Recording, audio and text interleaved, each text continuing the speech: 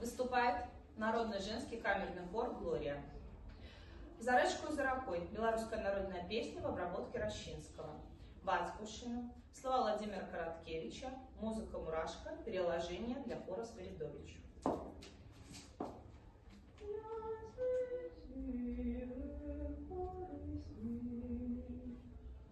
За речкою, за ракой, да люли-люли за ракой, ой, люли за ракой, да люли-люли за ракой. Водяница плакала, да люли-люли плакала, ой, люли плакала, да люли-люли плакала, старой души, да люли-люли души, ой, люли души, да люли души, на дорога глядюши, да люли глядюши, ой, люли глядюши, да люли глядюши.